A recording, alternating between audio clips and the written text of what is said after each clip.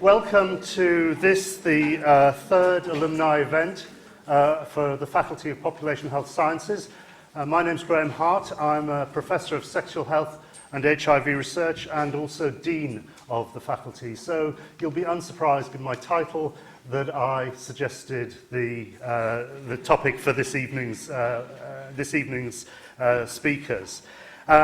This is called Sex Yesterday, Today and Tomorrow, and actually it's about sex research yesterday, today and tomorrow. So if you don't want to hear about research, you'd really better leave now, because that's going to be the focus. So we are delighted to welcome current students, past students, our alumni, friends of the faculty and colleagues, staff members from both the academic, research and professional services side of the faculty. We are the life course faculty, and there would be no life without sex, and we hope to see positive sexual relations and positive sexual health through the life course on the basis of consent and so on. Having said that, as a Professor of Sexual Health and HIV Research, although it says Sexual Health in my title, inevitably one focuses on disease, and that's been the nature of my work for the past 30 years. And I must say, I don't know about you, Anne, but I was told that this was career suicide to do research in this field. That happily hasn't proven to be the case, and in fact, as we'll hear tonight, the area of sexual health, HIV, and understanding sex and sexuality has been a critical trope for academic life for many decades now. So, am I going to ask the colleagues to come up onto the stage, or ask them one by one? It's obviously one by one. Okay. Sorry for not being so well briefed. Oh, I was really well briefed, I just didn't really listen. I'd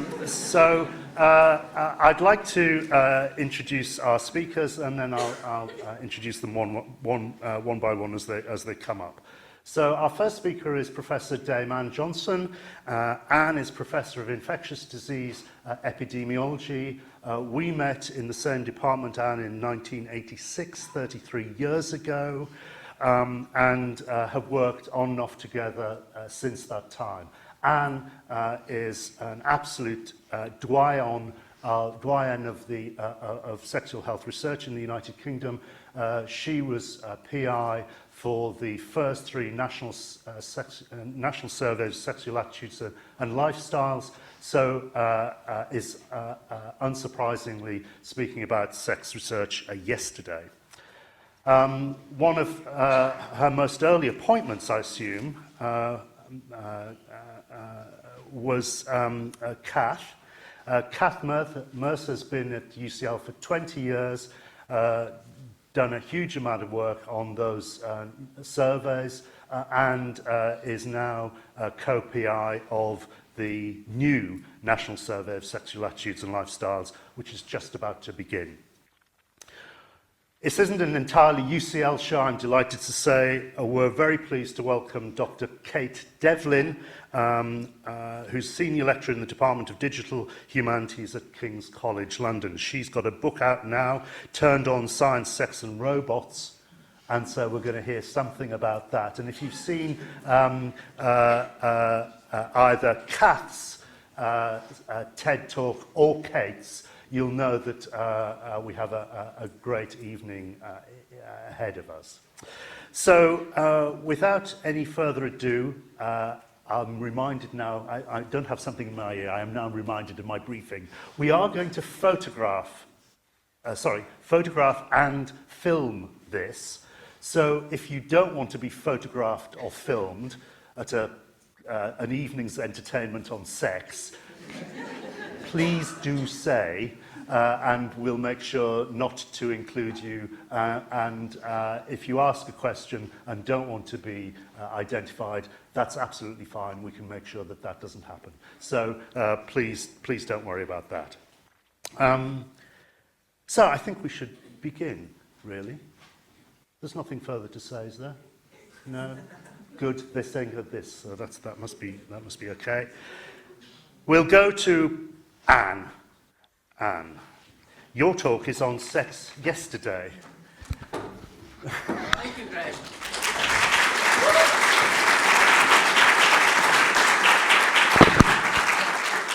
Graham's given it all away. I've reached the stage of my career where I usually when I get asked to talk about my career.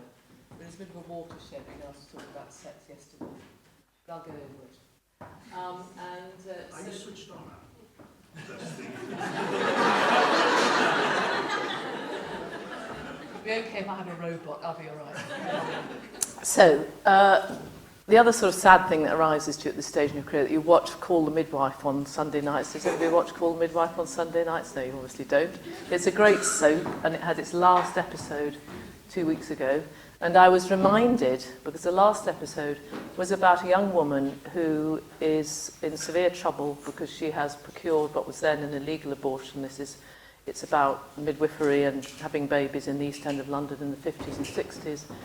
And she has had a botched illegal abortion, and she's okay, but the woman who has carried out the abortion ends up in prison as a result of that illegal act. Now that is within my lifetime that the Abortion Law Reform Act was passed, and it reminded me for my talk today how fundamentally both our behaviours, we now know, have changed, how our attitudes have changed, and actually how sex and the problems of sex have changed as a result of changes in social attitudes, but also great advances in how we think about sex and sexual behaviour. So thinking about the history of sex yesterday, a very brief history, is to remind you that for many women, sex was and still is a dangerous thing. Now maternal mortality and so on has declined, but we've always had high rates of sexually transmitted infection. I'm old enough to remember that it was a very bad thing to get pregnant in the 60s because you were then in the business, if you didn't want to be pregnant, of looking after being a single parent. That time was extremely stigmatised, and in fact it could be almost life-ruining. It's a terrible thing to say, but that is the reality. And you can see that in the 1940s, of course, there were high rates of syphilis and gonorrhea during the Second World War, and you can see who got the blame for that. It was the women in the left-hand picture, and the young men walked away from it with their faces not to the camera, as it were. There was huge ignorance in the 1940s. There was very little sex education, but attitudes were changing. Sexual practices, we now know, were changing. And one man who wanted to change the understanding of sex and sexuality was Alfred Kinsey, who in the 1940s undertook these large surveys of sexual behaviour in the American population with the intention of trying to both understand sexual behaviour better, but also to communicate that to the population. He actually was a butterfly collector, and he was a zoologist, and he collected butterflies, and what he did was he collected sexual histories as well. Now, as you know, when you collect butterflies, you're always looking for rare ones, and he took rather the same approach to sex and sexual lifestyle. And you will know, therefore, that he didn't get a random sample of the population. He got the opposite of a random sample. He got a rather biased sample. And therefore, from that, you can't get very good population estimates of patterns of sexual behaviour in the population. And like many sex researchers, he was both vilified and ridiculed, as you see from the cover story there. And as you see, sex was often associated with negative images and stigma, danger and prejudice. And all this was summarised in the Institute of Sexology exhibition at the Wellcome Trust 3 years ago, in which the work we carried out at UCL Natsal was a major component. But that exhibition went through the history of sex research, from Freud to the studies of Kinsey to the studies of contraception carried out particularly by the campaigner Mary Stopes, who campaigned for contraception and undertook quite a lot of sex research. And the kind of theme that ran through that was that, first of all, a lot of sexual research had to be based not on sexual health, but indeed on sexual diseases. And if you carry out sex research, you get into trouble, of which more later. Now, the thing that legitimised, nothing happened for the next 40 years very much in terms of large-scale sexual behaviour research, although the Kinsey studies became very famous and were widely read across the United States and elsewhere, and did a lot to educate people. But the thing that really changed our views of sexuality, and when I was at the School of Hygiene in 1984, there was absolutely, sexual health, the concept did not really exist, and there was absolutely no teaching about it. But the first lecture I heard about a new disease called AIDS was at the School of Hygiene in 1984, with major concerns about the emergence of this new disease, which was, at that time, the cause was unknown, the virus was isolated, and it became apparent this was a sexually transmitted infection. It became the public health issue of the day. The then Chief Medical Officer, Donald Atchison, got very involved, and we essentially, once it was realised that it could be both homosexually and heterosexually transmitted, there were huge national concerns and international concerns about future spread. And there was this tombstone adverts, everybody got a leaflet through the door. Cath tells me she got the leaflet through the door, and how she was a terrified teenager. And you can see on the right, that graph shows you the predictions of the most eminent statisticians in the land who were trying to project how many cases of AIDS would occur in the next 3 years. And they absolutely didn't have a clue, they couldn't agree, and there were several orders of magnitude difference between them in their estimates. Why? Because nobody understood the underlying dynamics of how HIV was being transmitted, because they knew very little about the risk behaviours of the population. Who was having sex with who, how many partners were they having, what kind of sexual practices did they have, how many were same-sex, how many were opposite sex, how many people were paid or paid for sex, and so on. So these were the things that were unmeasured. Now, to understand that, not only did you need a large sample of the population, but most importantly, unlike Kinsey, you need a representative sample. And that sample also had to understand how attitudes were changing. So in order to do that, we set out to do a sexual behaviour survey that was representative of the population of the country and would involve 20,000 people to be of a substantive side. We did all the work to show that actually people were more willing when you went to them, and we got good response rates and explained why we wanted to do the survey based on the HIV problem. And we found that not only were people more willing to tell us about their sex lives than their income, provided we explained it properly, we got very good participation rates, we got good data, and we went to get funding to this large-scale survey. But as seems to happen to all sex researchers, we actually came up against a failure. It was a kind of spectacular failure, that funding for the survey was banned by the then Prime Minister, Margaret Thatcher, on the basis that this would invade the privacy of the 20,000 people due to be questioned.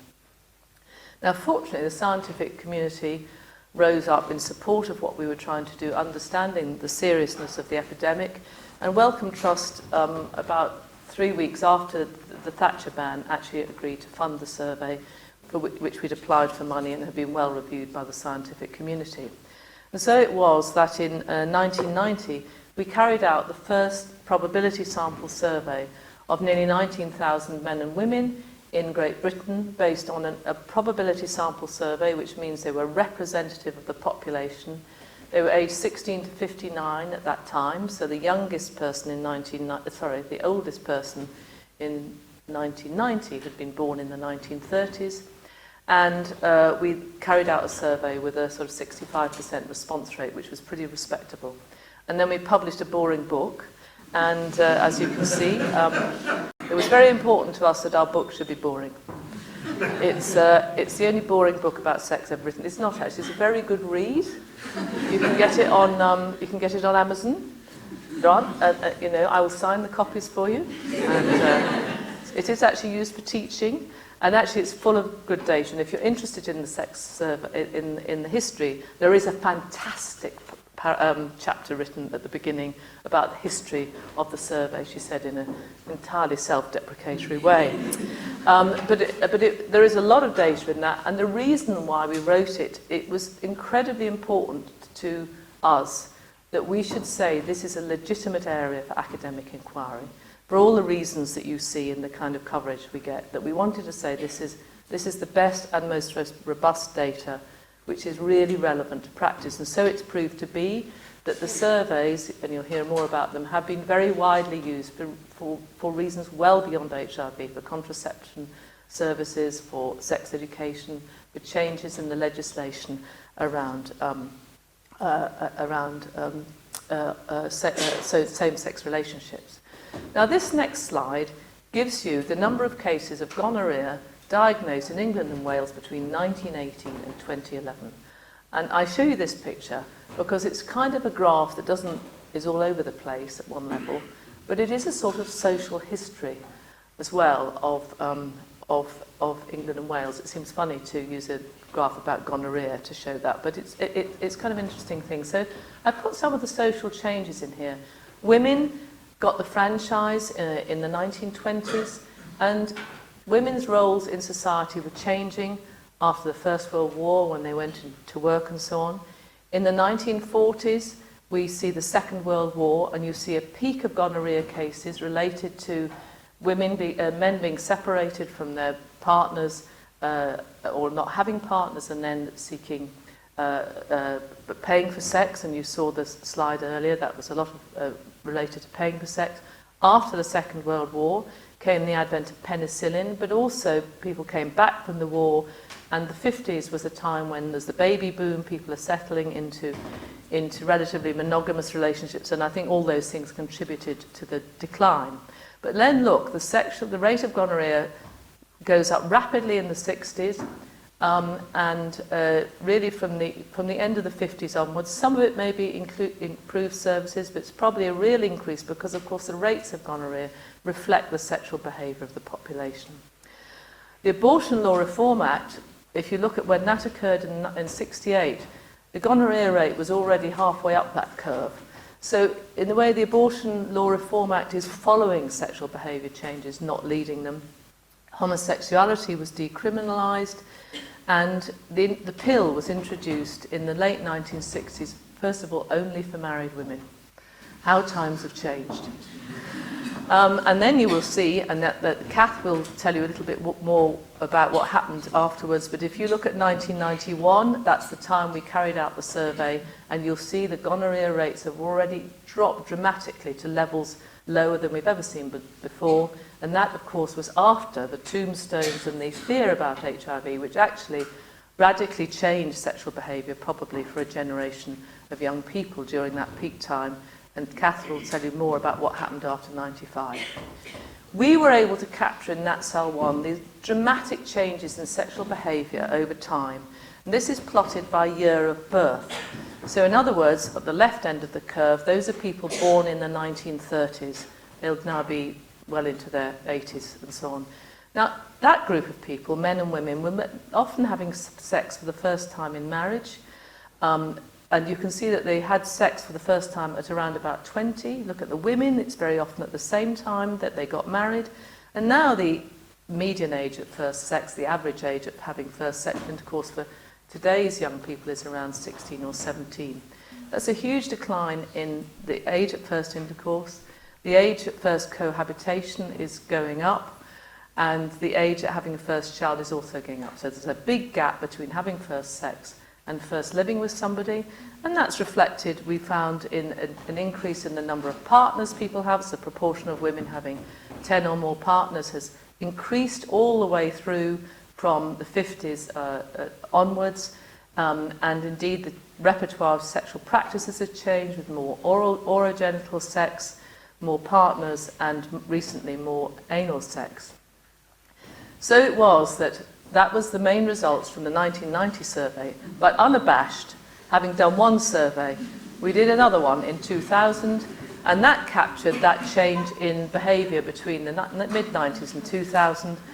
with sex diseases becoming, it's very confusing that, isn't it? On the one hand, sex disease is rampant in the age of promiscuity, and I don't think we've had sex since the last survey, was the way I think Matt put it in the, was it Matt, this one? I can't remember. Anyway, we always get a laugh. That's my last joke, and I'm going to hand over to Cath to tell you something about what happened after 2000 and sex today. Thanks.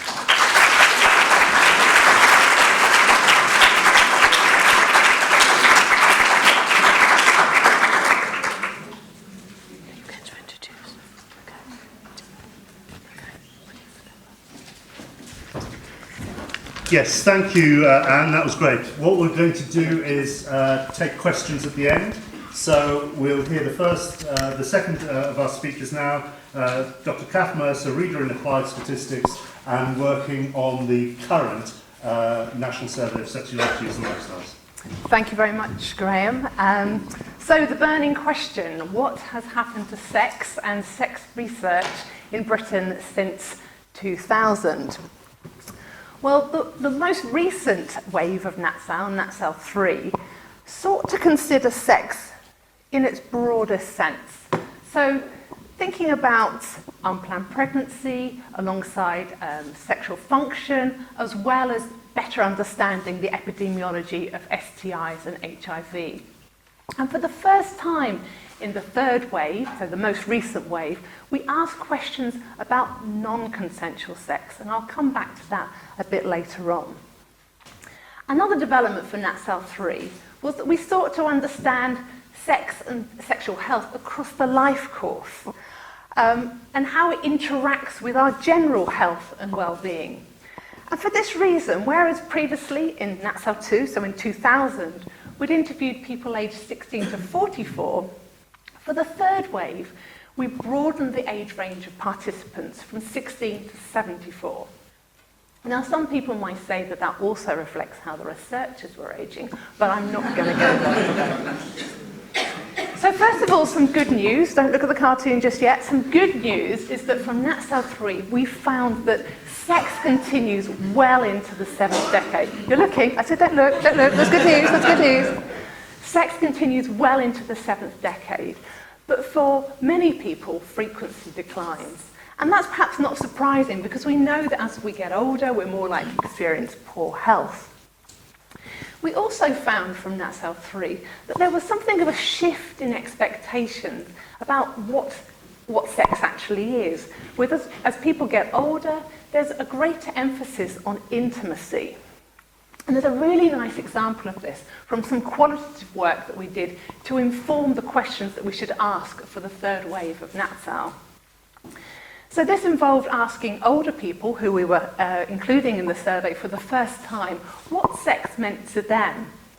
And there was one particular couple who talked about how every afternoon, despite various infirmities, frailties, and so on, every afternoon they made time to go upstairs to the bedroom to have a cuddle. Because for them, this enabled them to maintain intimacy, even though they haven't had sex together for some time. Now, I think it's really important to reflect on sexual function and sexual satisfaction. And another good news story is that the vast majority of the population in Britain are satisfied with their sex lives. So people of all ages from 16 to 74, including those people who don't have sex, are sexually inactive. As you can see from this slide, the proportions reporting that they were dissatisfied or distressed or worried about their sex life is relatively small. And I think this is a really important message to take on board from Natsal when we think about how the media often bombards us with messages about how we should all be having sex and it should always be fantastic, and if not, there's a problem. Evidence from Natsal says that's simply not the case. Focusing on quality rather than quantity is also important when we think about the downward trend we've seen in the frequency of sex, so the amount of sex that people in Britain are having. In 1990, so the first Natsal survey, we found that the median number of sex acts in the 4 weeks before interview was 5. But by 2010, the median had fallen to 3 sex acts in the past 4 weeks. And I hate to say it, but however we did the sums, whether we used the median, the purple line, or the mean, the red line, or we looked at the proportion for reporting more than 4 sex acts in the past 4 weeks, the trend was the same, a downward trend. Now, before we all get depressed, let's just think about some possible explanations for this. One demographic explanation is that we've seen a decline in the proportion of the population living with a partner. Now, people who live with a partner have more sex, largely because they have a greater opportunity to have sex. And so when we did our sums, limiting the analysis just to those who live with a partner, unfortunately, we saw the same downward trend. Some might describe these charts as perhaps some of the most depressing in science, but let's try and stay upbeat. Another possible explanation for this decline in the frequency of sex at a population level is that there's been an increase in people's willingness to be honest about their sex lives and perhaps how much sex they're having, or rather not having. And it's for this reason that I'm at pains to talk about the Natsal stats in terms of reported behaviour, because we're relying on what people tell us in the survey. It's also for this reason that Natsal goes to great lengths to encourage and enable participants to answer accurately and honestly. So, for example, using computer-assisted self-interview methods such that they only need to report their behaviours to a laptop rather than to another person. And it's interesting, actually, some follow-up work we've done with participants suggests that actually the vast majority appreciate the need for reliable information and say that, yes, they were honest and they tried to be accurate in their reporting. In fact, some people even say that they disclose behaviours to the laptop that they've never disclosed to anyone ever before. So, back to the data. So, Anne was talking about how between 1990 and 2000 we saw a significant increase in the reporting of a number of sexual behaviours. But this upward trend hasn't been sustained between 2000 and 2010. So we've seen a similar level of reporting of a number of behaviours in 2010 as we did in 2000. For example, in terms of the number of partners reported, the proportion of men who said that they paid for sex, in the reporting of having a new sex partner while overseas, and for men, in the proportion saying that they'd had a same-sex experience. So you can see across the 3 Natsal surveys, around about 7% said that they've had some sexual experience with another man. And I should say this doesn't necessarily involve sex. So that corresponds to the darker circles in the middle of these charts. So for men, that stayed relatively the same between 2000 and 2010. For women, on the other hand, we saw significant increases in the reporting of same-sex experience, up from 4% in 1990 to 10% in 2000, and by 2010, 1 in 6 women said that they'd had some kind of sexual experience with another woman, with a slightly smaller proportion, 8%, saying that they'd had sex with another woman. In terms of what people are doing with their opposite-sex partners, and we've got lots of graphs going on here showing various heterosexual practices by gender, by age group, so you can look at where you are or not. And we can see that vaginal sex, oral sex are really, at the heart of the heterosexual repertoire, in contrast to anal sex, which is relatively infrequently reported. But saying that, between 2000 and 2010, we saw a significant increase in the proportion of men and women who said they'd had anal sex with someone of the opposite sex in the past year, up from 10% in 2000 to 16% in 2010. But it's worth pointing out that these data don't give us any idea as to the extent to which these sexual practices are engaged in. So, for example, it might be with anal sex that's just something that people have tried once. We don't know. We don't know from these data. As I said at the start, a new area for Natsal 3 was to ask questions about non-consensual sex. We found in 2010 that of all respondents to the Natsal 3 survey, 1 in 5 women and 1 in 20 men said that someone had tried to have sex with them against their will, and that 1 in 10 women and 1 in 71 men, for them that had actually happened. In most cases, the perpetrator was known to the individual, although the relationship with that person varied according to the age when it took place, which in the majority of cases was mid to late teens. Now, asking about non-consensual sex in Natsal 3, at the time when we were putting the questionnaire together, seemed a really brave step. We thought, is this just too sensitive a topic to address in a survey like Natsal? But since Natsal 3, and when we think about the increasing number of sex abuse scandals that have come to light, the rise of the Me Too movement, it now seems odd to think that Natsal wouldn't address this important area of sexual health and well-being.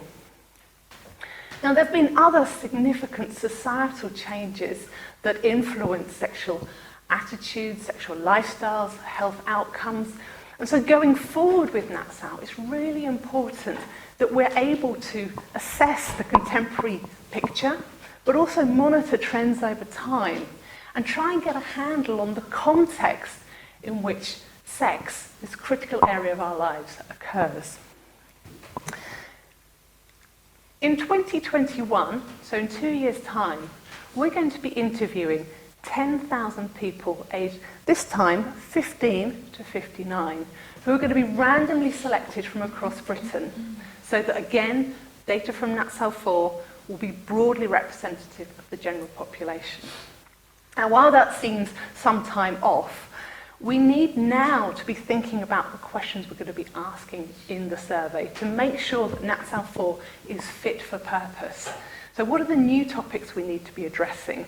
Do we need to be revising some questions? And in this respect, I think gender identity is a really interesting topic. And it seems almost crazy to think that a decade ago, when we were putting together the questionnaire for Natsal 3, gender fluidity wasn't even on our agenda.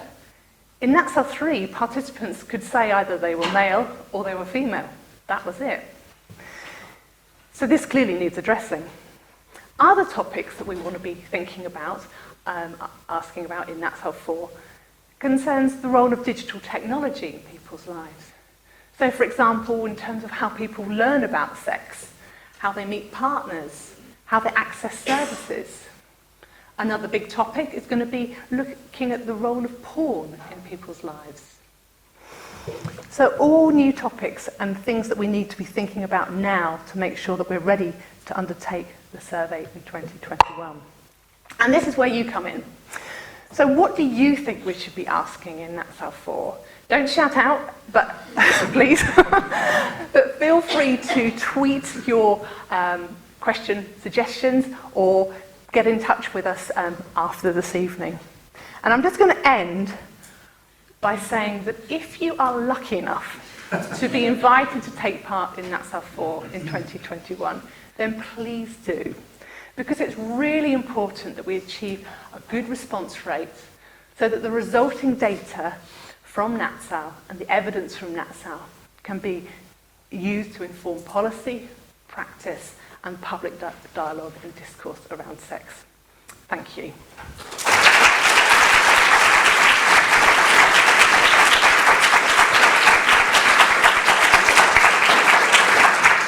Thank you, Cath, and do keep your questions for Anne and Cath, and of course Kate, who's going to speak now. There was a reference to sex and technology.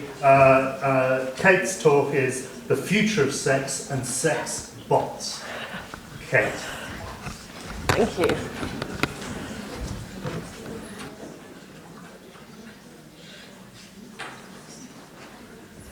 Sex tomorrow, sex in the future. Starting with some sex toys. And sex toys have changed a lot. So it wasn't until sort of the turn of the century, this century, that people became more open, admitting they had sex toys. And part of that was down to the television program Sex and the City, which showed a rampant rabbit vibrator in a very moralistic way, because Charlotte, who owned the vibrator, it was felt that she was using it as a poor substitute, and so the other women wanted to go and rescue her from it because, of course, it wasn't as good as a man. She needed a man, not a vibrator. Fortunately, we've moved on. People are a little bit more accepting of the place, the role of having sort of technology in the bedroom. And these are two examples. This one on the left is a sex toy that essentially it is a weird silicone-y kind of jelly-like cylinder that the penis goes into, and it's used as a masturbation device. And this one on the right is a vibrator that you can bend. It's malleable along one axis. So this is by Tenga, this is by Mystery Vibe, it's called the Crescendo. And you can control it by your phone. Or you can get someone else to control it for you via the phone, if you really wanted. So there's really cool stuff going on in the world of sex tech. I've spent the past 4 years researching it, thinking about how we can redesign it, and looking at sex robots, because apparently they're going to come along and ruin our whole lives and destroy our relationships. Apparently. So one of the things I do is collect headlines about sex robots. This is my very favourite one. I think Robot Force has got to be a perfect pun from the Irish Sun. There's lots of talk about, scarily real sex robots to replace women as men can't tell the difference. Come on, men aren't that stupid. They're just not. And I'll tell you what, this is it. This is what they can't tell the difference. Before you get your hopes up, there aren't actually any sex robots in the world today, just to completely destroy your dreams. There kind of are. There are prototypes. And these are essentially the prototypes that we have today. This lovely lady on the left is Roxy, with 3 X's, triple X Roxy. Roxy was unveiled in a trade show several years ago, and I have to be very careful how I word this because her creator is quite litigious, but no one's ever received a working version that we know of, even though he says he's selling them. So we think Roxy is maybe doesn't really exist. The one in the middle is Harmony. Harmony is billed as the world's first commercially available sex robot. Harmony is made by a company called Abyss Creations, who make Real Doll. They make very life-size silicone sex dolls. And they've branched into robotics. So she is robotic in that she has a robotic animatronic head. The rest of her is completely stationary from the neck down. And she has an AI personality. And you can actually have her AI personality as an app on your phone, so you can carry your Pocket Girl with you as an AI app. It's basically a chatbot. Quite a good one, actually. And this is Samantha. Samantha, with her creator, Sergey. Samantha there's been about 25 versions of Samantha sold. Sergey isn't interested in the body of the doll. He's interested in the AI that goes into it. And his aim was to try and make a sex robot that would reciprocate your advances, that would learn with you, that would respond to you as if you were responding with a human. So it was kind of an experiment in the AI side of things and the robotic side of things rather than in building the doll itself. So that's what I'm out there, and I've got a little video. I went to meet Harmony in California last summer. How are you today? Very well. I can't wait until we're alone. I've got a special surprise for you. Oh yeah? I will not tell you yet. I will wait for the right moment.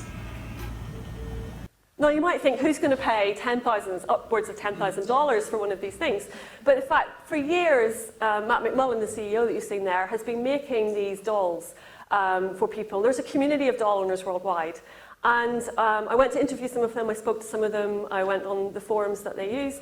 And they are just such a diverse mix of people. It's not what you think. It's not the kind of, oh, it's the sad man shut away in the basement. This is people from all walks of life, okay? People who are married but who have one of these sex dolls, people who give them backstories, live with them, share their lives with them, people who just want them because they're works of art, because they're really beautifully made, people who want to photograph them and model them. It's lots of different people. And one of the really lovely things is that, far from being isolated, they've come together as a community, and they've formed friendships, and they've met up in real life. And so from something that we think would be isolating, there's actually a lot of friendships forming and a lot of communication going on.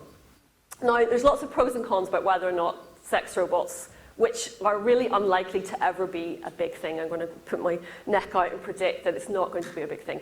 There's a lot of worry about whether or not it's harmful, ethically, morally, all these sort of things. And I'm not going to go into that now. If you want to hear about that, you can buy my book. There we go, we did the plug. So I want to talk about the technology and sort of what could happen in the future very quickly.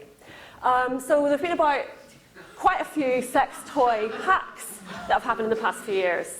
And so the sex toys that we have today, a lot of them are smart sex toys, in that you can connect them to the internet, you can control them via the internet, and, which is, you know, the obvious thing is if you're in a long-distance relationship, you might think, but actually the even more obvious thing is for sex work. So people who work in webcams, for example, who can have one sex toy, the viewer can have a corresponding one, and these things sync up. But also, all the data we collect, and we collect a lot of data. I'm wearing a health tracker, everyone's storing data all the time, we're carrying smartphones. The products need information to send back to the company so they can make sure that the product can be optimized. And that's what was happening with some of these sex toys, except they hadn't anonymized the data. So people's records, in one case, of their sexual activity with a vibrator were being recorded with their email addresses attached to it. So there was a very large settlement just before it went to court for millions of Canadian dollars. Don't worry about this is not going to happen. This was actually came out of it was a very tongue-in-cheek article. It came out of the idea of AI going out of control. But you know, I've just shown you the state of these things, so it's not really going to happen. Okay. So anyway, it's because I wasn't really convinced about sex robots being like a real thing that would really happen. I wanted to know, could we actually build new and inventive forms of sex tech that moved away from the idea of realistic humans, because that's a bit rubbish. We're very, very bad at making human robots. Could we move it into a sphere where we had more embodied sex toys, for example? Could we use the technology for not just for sex, but for sensuality and for intimacy, which I think is much, much more interesting. Research bodies don't really like to fund pleasure when you're an academic. You know, they say, what do you want to research this for? And I said, because I want to bring pleasure to people. And they go, no. So unless you spin it with, oh, but also their well-being will be really good, and there's positive health, and it will prevent disease, and you know. Anyway, I wanted to just do it for pleasure, but we got sponsorship to do this, and we ran a sex tech hackathon. Well, my students did most of the hard work. So this is a little clip of our hackathon, which I ran at Goldsmiths a couple of years ago.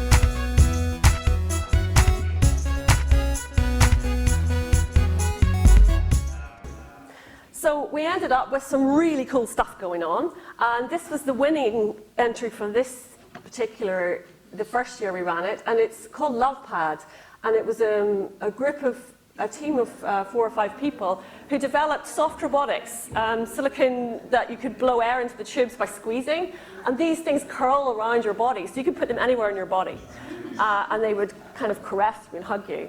This is just a prototype done in 24 hours. It's really kind of freaky looking, but organic looking, and the potential is pretty cool. So this was supposed to all be... One of the other ones that I really loved was there was a team, and they said, right, okay, if someone has a penis, you can tell if they're aroused. Not so if they have a vagina. It's very hard to tell arousal visibly from the outside. So what they did was they got a vaginal egg, and they covered it in moisture sensors. And when those moisture sensors were triggered, a big paper fan, like a peacock's tail, opened up. I just thought it was beautiful. And I thought, as a piece of art, that's lovely. But the potential for that for something like prosthetics is also really cool. So from these little ideas and these little experiments come really lovely bigger projects. Then we ran it again the next year, and this was the winning entry, and it was I called it a sensory shawl, a sensual shawl. They call it a sex blanket. But it was a team, Lisa and Ollie, who made this. They put sensors in the shawl, and the idea was that you could be in an augmented reality or virtual reality environment, and these sensors would be lying on your skin.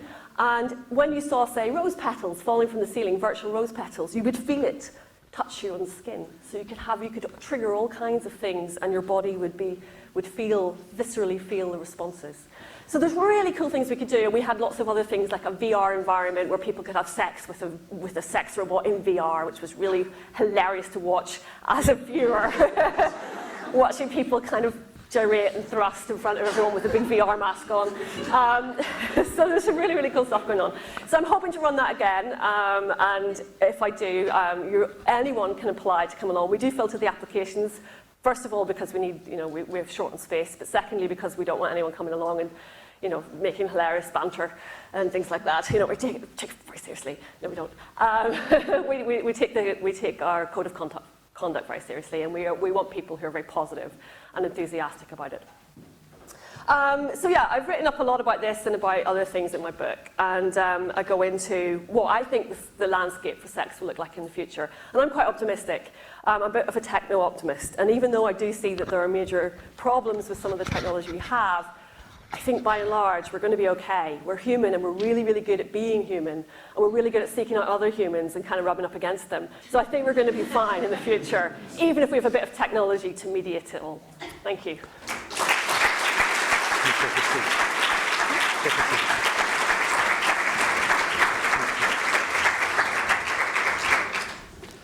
Well, you've all been very, very good keeping your questions to now.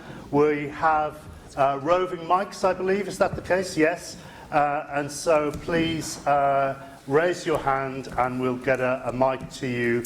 And it's open questions now. Any topic, any questions related to the presentations. Anyone?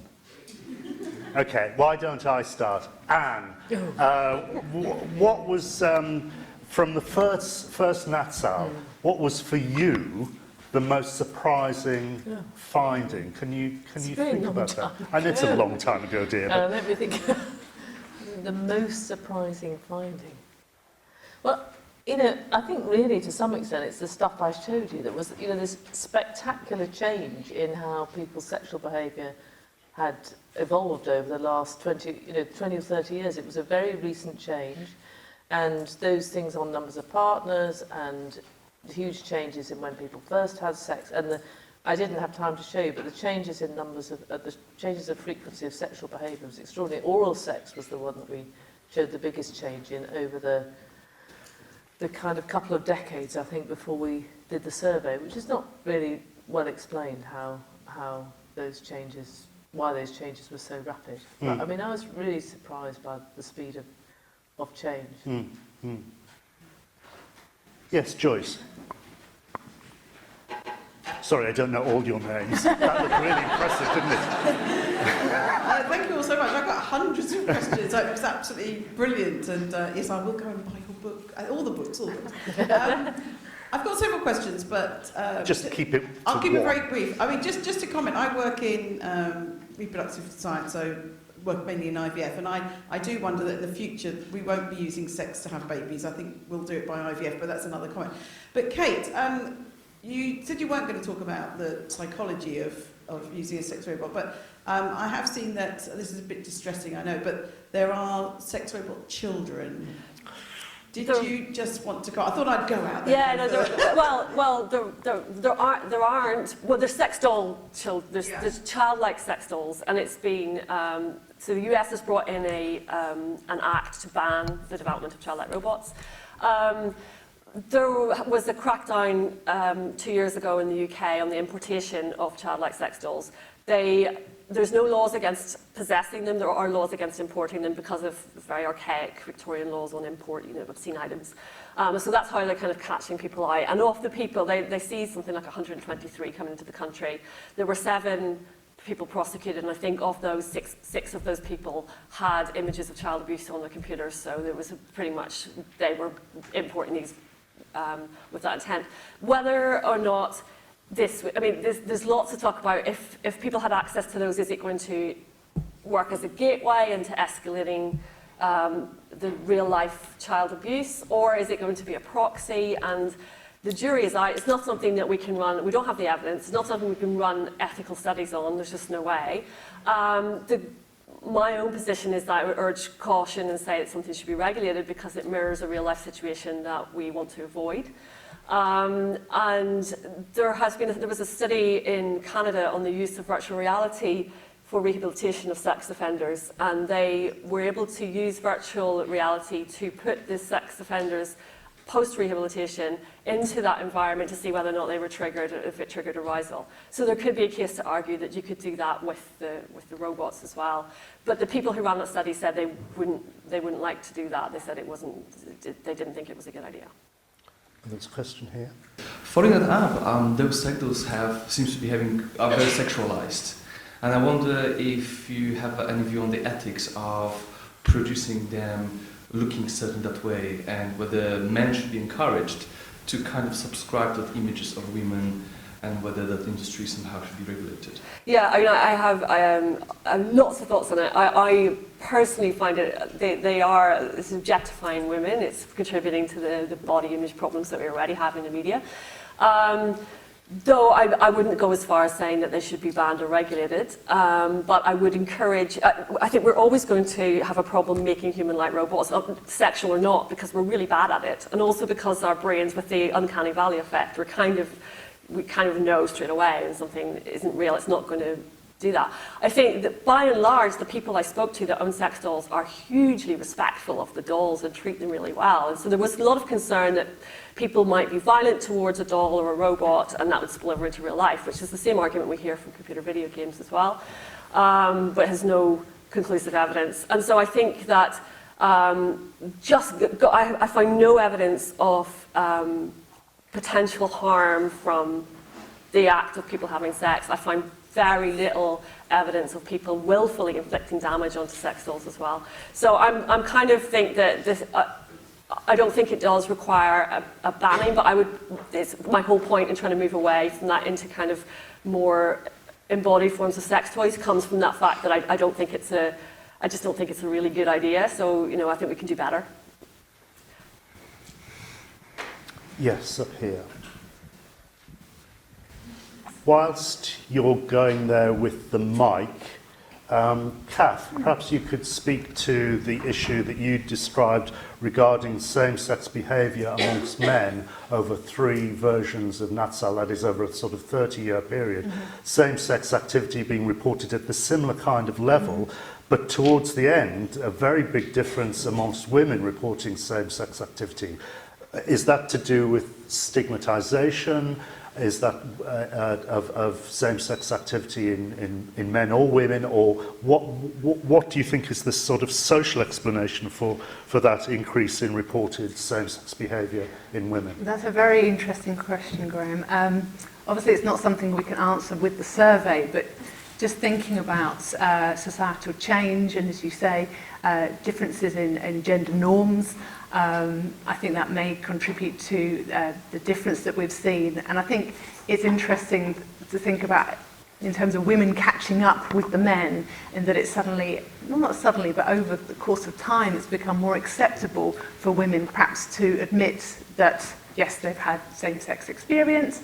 And in terms of partner numbers, we've seen a narrowing of the gender gap there as well. So I think it is in part a change in willingness to report. But we know from some work we've done that actually that's not the whole story, that there are genuine increases and changes in behaviour, the explanations for which are pretty complex, but yeah, you've touched on some of them. Lady there, yes. Hi, I was wondering what your thoughts were on sex and health education in schools, given that you said previously in the past there was no sex education in schools at all, and you know the pill was only available for women who were married because that was just the attitudes at the time. What are your thoughts now about how sex should be treated in terms of education? Where are we now compared to where we want to be? So I think Natsal has contributed quite significantly to the evidence on sex education. Firstly, we've shown that in the last Natsal that a lot of the information that people, an increasing amount of the information that people get and value is from schools. That's the first thing. The second big concern was around that somehow if you teach young people about sex, they will therefore start experimenting earlier and so on. We found no evidence of that at all, and indeed we've done trials of sex education in separate studies which actually have shown that we used a pupil-led approach, that if anything there was some evidence of it reducing the number of unplanned pregnancies, but certainly absolutely no evidence of it resulting in earlier age at first sex. The second thing is that young people, if you ask them who they want to learn about sex from, it's teachers. They want to learn about sex from professionals more than they want to learn about it either from friends or from the internet.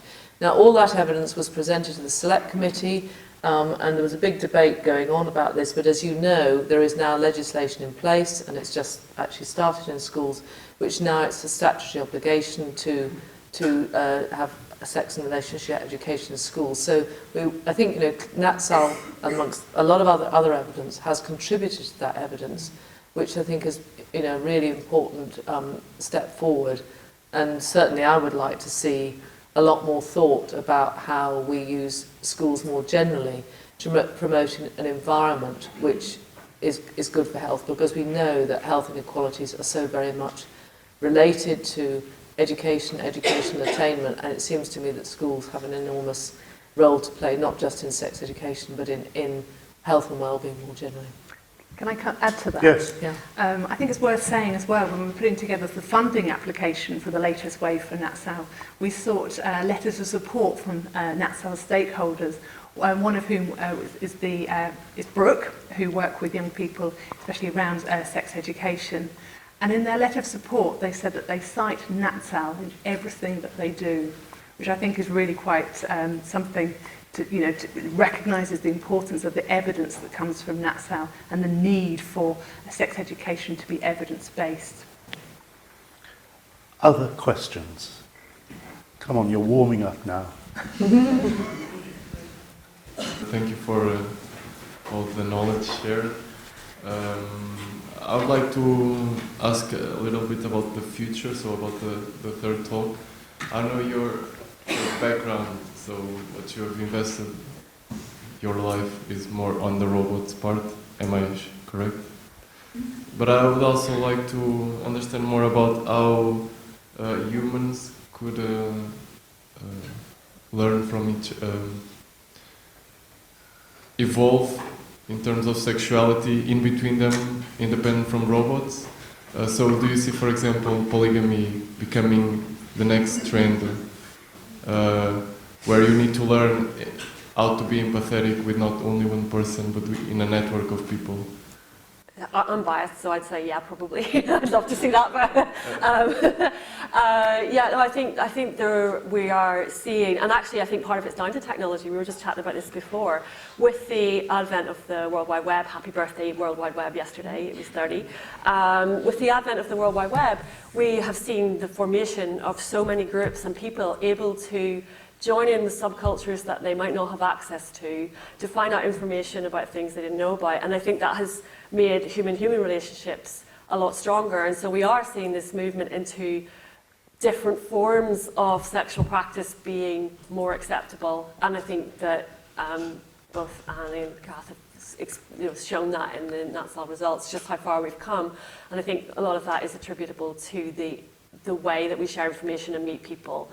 And I think that is a good thing. I think that if people can find use things like the internet or use apps or use, whatever medium it is, to find other people who are like-minded and who share in their values. And, if no one's getting hurt in that, then I think that's a really, really wonderful thing. So I'm optimistic that we can enhance human relationships, perhaps via the means of technology.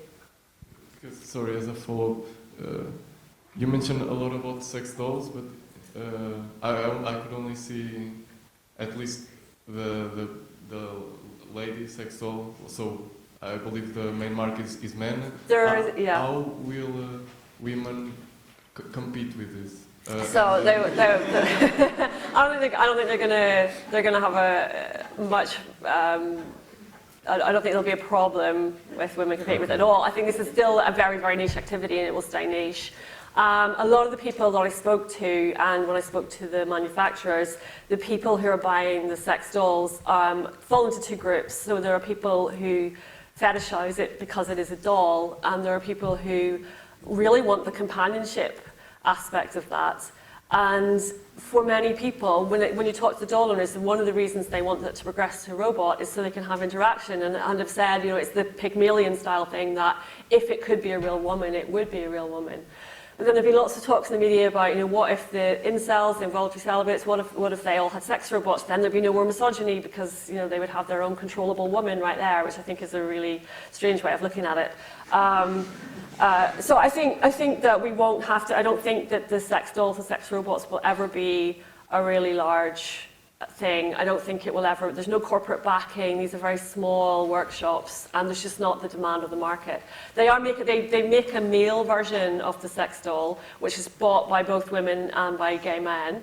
And it's not all that popular, and also it's very hard to get women to report that they own these dolls. It's very reluctant to talk about it because it's such a taboo.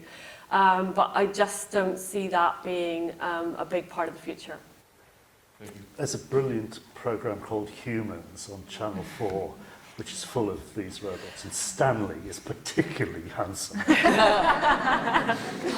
But I don't think we'll meet Stanley in any other environment. Okay, other questions? Yes. So you were talking about the changes in the reporting of sexual behaviour over time, and I was quite interested in the role of asexuality within that, the place of that within the study, but also, I suppose, with the information and perhaps the communities where people go to talk about that information and perhaps identifying more with that term. Yes, so every wave of Natsal has asked people about their sexual attraction which is on a scale from exclusively to opposite sex through to exclusively same sex, with the additional response of, I've never felt sexually attracted to anyone. So we've been able to look at the proportions and the prevalence of asexuality in the population, and this has consistently been around about 1%. So relatively few actual people in the survey say that report in this way, which makes it quite difficult then to do further analysis, unpacking who they are.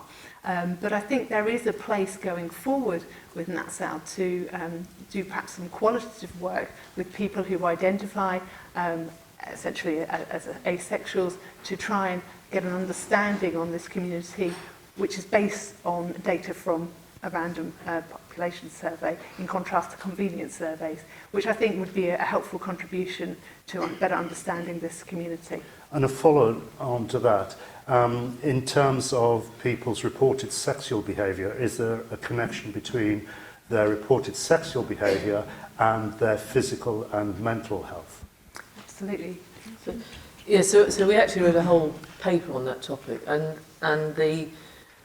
as people get older, on average, they have less sex, and the decline in sexual activity is related to ill health, as well as to other elements of mental and physical ill health. So that's a correlation, but yeah. What do you think is the, let's say, mechanistic relationship? Is there a direct relationship in that sense? Well, you know, I think you can divide that up into a number. We know, for example, that clearly a number of physical conditions which limit people's sexual activity, arthritis and those sorts of things, a lot of drugs that limit sexual activity, antihypertensives and so on, and and there are also all sorts of elements like surgery and pelvic surgery, all those things. And we have written quite extensively about that, and we actually argue that it's something that people don't address nearly enough in clinical practice when they advise people about their sexual activity. And, you know, certainly I'm aware of anecdotes of people finding the most difficult thing about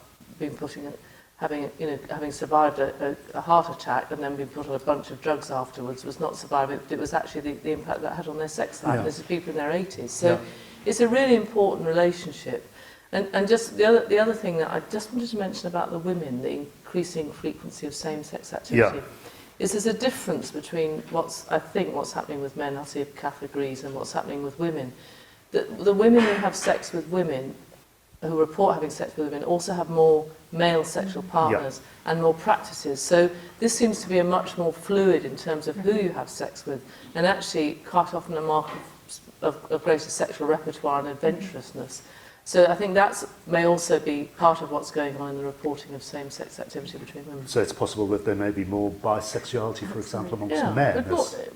Among women. Well, we see it in women. Yes, but I was wondering going forward whether that fluidity, because it seems pretty stuck on the same sort of percentages for same-sex behaviour in men reported. Well, that's something we've been able to address with the most recent surveys, this interaction between sexual identity, sexual attraction and sexual experience. So there's the assumption that if you identify as gay, well then you only have sex with men. Well, that's not necessarily the case. In fact, one of my PhD students, Ty Curtis, who's here tonight, is looking at heterosexual identifying men who have sex with men. Just think about it. So we found in Natsal, the last wave, that while 3% of all men had had sex with another man in the past 5 years, so our definition of a man who has sex with men, 25%, I'm just looking at Ty, 25% of them actually identified as heterosexual, which I think is quite interesting. So we clearly need to take on board the extent to which there isn't an overlap between identity experience and behaviour, so identity experience and attraction when we think about sexuality more broadly than just experience. Which is why in HIV research you refer to men who have sex with men rather than refer to gender or sexuality per se. Somebody has the mic. Yes. I have a question about contraceptives, actually, and it's sort of that how that's been looking at. You've been looking at that in the survey. So obviously, how that's been changing over time, because obviously got condoms and pills and so on, and the availability over time, but also now things are changing with apps such as natural cycles, measuring temperature, using that sort of things. Also more technological things such as I think it's things that you can actually insert and then measure temperature inside and so on, and measuring your cycles that way. So I was kind of curious of how you look at that in the survey, and sort of to add to that, actually sort of looking at the future of contraceptives and how is there like any research on combining that with sort of sex toys and to bring a combination of pleasure and protection? All three, I think. Sorry, difficult. I mean, contraception has been addressed by all three waves and will continue to be addressed. The challenge is making sure that the survey is contemporary, such that we capture these new methods, but at the same time we can look at change over time in methods that have been around for a longer period of time. What you're talking about, apps, that's definitely kind of come into this new field of understanding the role of digital technology for our sexual and reproductive health. And hand over in a moment to you, Kate, to talk more about that. But I think one of the challenges with thinking about contraceptive use is that it's often relationship dependent. So you might ask, for example, which of these methods have you ever used or used in the past year? But if people have multiple partners, they might be using one thing with one partner, something else with someone else. And so to actually capture that is quite tricky. So again, this is part of our work going forward, is how can we better capture contraceptive use so that it accurately reflects what's going on for people. Yeah, in terms of things like the apps that are being used, they're all based on fertility awareness method, and I think that, well, most of them are, and in one way it's really good because if you have things like Daisy Monitor and things like that, one of the power of that is that you can collect an awful lot of data about an awful lot of women, feed it into the app and start seeing patterns using artificial intelligence and data mining. You can start to see some really interesting patterns and learn more about both the individual's cycle, but also more broadly about the user population. But of course, the desire for the technology to do this, I think people put a lot of faith in technology, and then there have been all these kind of backlash articles about how, oh, you know, I was using this method and I still got pregnant, and I think people would love it if there was a really good, I mean, the fertility awareness method is not a bad form of tracking, and you know, can be used very successfully, but the minute you miss a temperature reading or something like that, and your whole thing's just thrown out, and it has to be very carefully done. And I think the idea of the convenience that people might rely too heavily on things like that, and if they're not in a position where they want to be pregnant, then that's going to lead to problems, I think. But in terms of sex toys used therapeutically as well, there have been sex toys designed to use with people who have been through sexual trauma or abuse, to sort of relearn responses of the body, which is really interesting and heartening way of kind of developing. And then my favourite, which is there are companies in the UK who are doing really good work making sex toys for people who perhaps have disabilities or illnesses that can lead to loss of pleasure. So for example, there's a company called Hot Octopus. They make what they term a vibrator called the Pulse, which can be used. It was designed for men with spinal cord injuries to allow them to reach orgasm without any kind of manual stimulation. And it can also be used with a partner because it has the vibrator motors on the outside as well as on the inside of it, which is really cool. So I think there's scope to do so much and to bring in groups. I caused a scandal in the Daily Express by talking about marginalised user groups and older user groups, and saying about the problem with care homes when we put our older relatives into care homes and then assume that they're completely non-sexual because it's so taboo. And I've been talking to lots of people involved in elderly care, and this is something that's recently, I think last week, there was an announcement on that perhaps the Alzheimer's Society as well said we have to consider people's sexuality at old age. It becomes difficult, of course, with dementia around areas of consent, but there are certainly plenty of people out there, and we know from the English Longitudinal Study of Aging that there are people in their 80s and 90s that are having sex as well. And if we can facilitate that somehow in a nursing home or a care home where there's no privacy, there's windows in the doors, there's an expectation that people aren't sexual, I think we should be looking at ways that we can use the technology to do that. So that's my little personal hobby horse. So thank you for asking that. I think we'll have to leave it there. We have some drinks outside, so you will be able to continue this conversation both amongst yourselves and with our panel. I'd just like to thank the panel members for coming this evening, for giving such wonderful talks, and please do thank them in the usual way.